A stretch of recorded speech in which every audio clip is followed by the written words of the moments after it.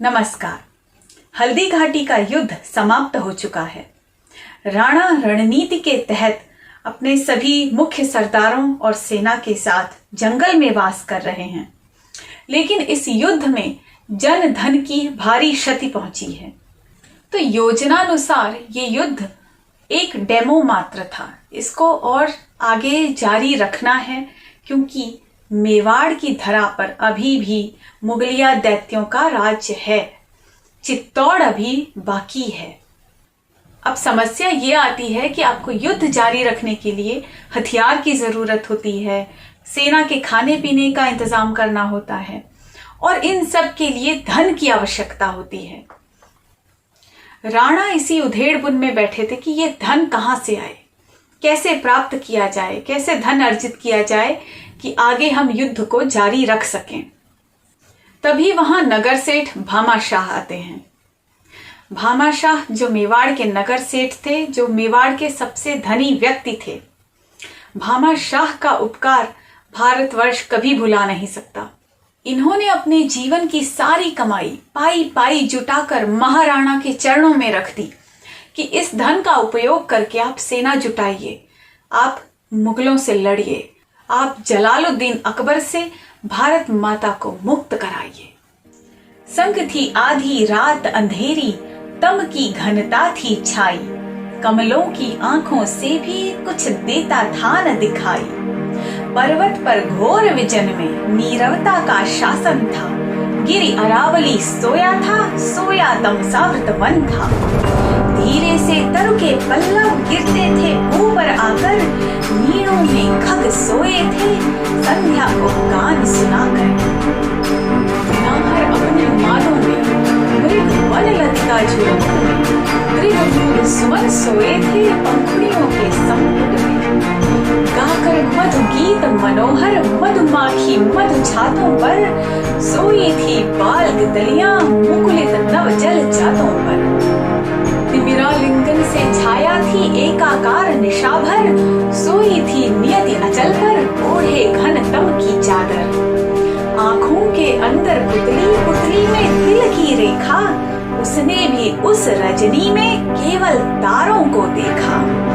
वे नभ पर कांप रहे थे या शीत कोप कंगलों में, सूरज मयंक सोए थे अपने अपने बंगलों में। निश अंधियाली में निद्रित मारुत रुक रुक चलता था, अंबर था तुहिन बरसाता, पर्वत हिमसा गलता था।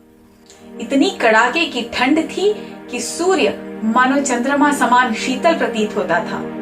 हवा के झोंके तीर की तरह चुभते थे और समुद्र मानो कांप रहा हो।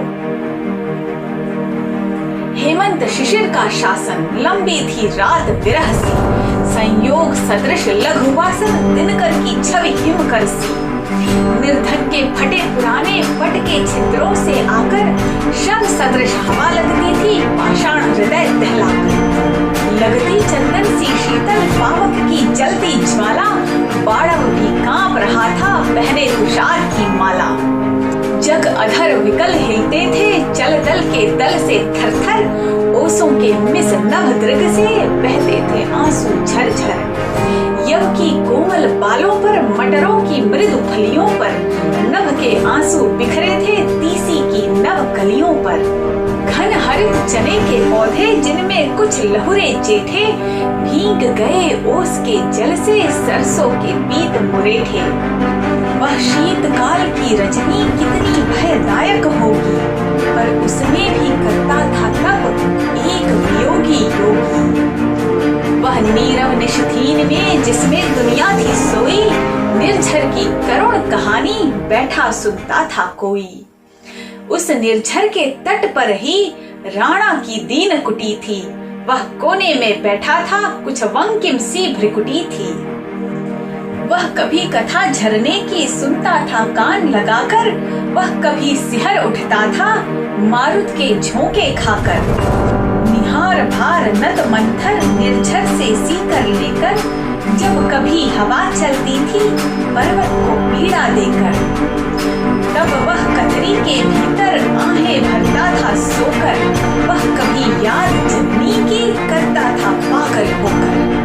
वह बोला था बैरी ने मेरे गढ़ पर गढ़ जीते, वह कहता था रोकर माँ की सेवा के अब दिन बीते।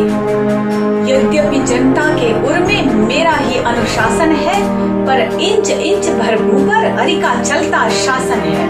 वह दिन न अभी भूला है, भूला न अभी गहवर है, सम्मुख दिखलाई देता वह आंखों का झरझर है। जब सहन न होता उठता लेकर तलवार अकेला, रानी कहती न अभी है संगर करने की बेला। अब दूर विजन में रहकर राणा कुछ कर सकता है, जिसकी गोदी में खेला उसका ऋण भर सकता है। यह कहकर उसने निश में अपना परिवार जगाया, आंखों में आंसू भरकर क्षण उनको गले लगाया। बोला तुम लोग यहीं से माँ का अभिवादन कर लो, अपने अपने अंतर में जननी की सेवा भर लो। चल दो क्षण देर करो मत, अब समय नहीं है रोने को, मेवाड़ न दे सकता है दिल भर भू सोने को। सुन व्यथा कथा रानी ने आंचल का कोना धरकर, कर लिया मूक अभिवादन आंखों में पानी भरकर। हाँ कांप उठा रानी के तन पट का धागा धागा, कुछ मौन मौन जब माँ से अंचल पसार कर मांगा। बच्चों ने भी रो रो कर की विनय वंदना माँ की, पत्थर भी पिघल रहा था वह देख देख कर झांकी। राणा ने मुकुट नवाया चलने की हुई तैयारी, पत्नी शिशु लेकर आगे पीछे पतिव्रत कलधारी। तत्काल किसी के पद का खुर खुर रब दिया सुनाई, कुछ मिली मनुज की आहट फिर जय जय की ध्वनि आई। राणा की जय, राणा की जय, जय राणा की जय हो प्रताप की जय हो, राणा की सदा विजय हो। वह ठहर गया रानी से बोला मैं क्या हूँ सोता, मैं स्वप्न देखता हूँ या भ्रम से ही व्याकुल होता। तुम भी सुनती हो या मैं ही श्रुति मधुर नाद सुनता हूँ, जय जय की मंथर ध्वनि में मैं मुक्तिवाद सुनता हूँ। तब तक भामा ने फेंकी अपने हाथों की लकुटी, मेरे शिशु कह राणा के पैरों पर रख दी त्रिपुटी। आंसू से पद को धोकर धीमे धीमे वह बोला, यह मेरी सेवा कहकर थैलों के मुख को खोला। खन खन खन मणि मुद्रा की मुक्ता की राशि लगा दी, रत्नों के ध्वनि से वन की नीरवता सकल भगा दी। एकत्र करो इस धन से तुम सेना वेतन भोगी, तुम एक बार फिर जूझो अब विजय तुम्हारी होगी। कारागृह में बंदी माँ नित करती याद तुम्हें है, तुम मुक्त करो जननी को यह आशीर्वाद तुम्हें है। वह निर्बल वृद्ध तपस्वी लग गया हांफने कहकर, गिर पड़ी लार अवनी पर हाँ उसके मुख से बहकर। वह कह न सका कुछ आगे, सब भूल गया आने पर, कट जान थाम कर बैठा वह ऊपर थक जाने पर। राणा ने गले लगाया कायरता ढो लेने पर, फिर विदा किया भामा को घुल घुल कर रो लेने पर। खुल गए कमल कोशों के कारागृह के दरवाजे, उससे बंदी अली निकले सिंगर के बाजे बाजे। उषा ने राणा के सिर सोने का ताज सजाया, उठकर मेवाड़ विजय का खग कुल ने गाना गाया। कोमल कोमल पत्तों में फूलों को हंसते देखा, खिंच गई वीर के उर में आशा की पतली रेखा।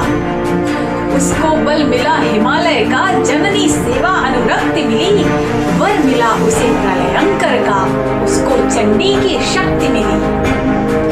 उसको बल मिला हिमालय का जननी सेवा अनुरक्ति मिली, वर मिला उसे प्रलयंकर का उसको चंडी की शक्ति मिली। सूरज का उसको तेज मिला नाहर समान वह गरज उठा, पर्वत पर झंडा फहराकर सावन घन सा वह गरज उठा। तलवार निकाली चमकाई अंबर में फेरी घूम घूम, फिर रखी म्यान में चम चम चम खरधार दुधारी चूम चूम।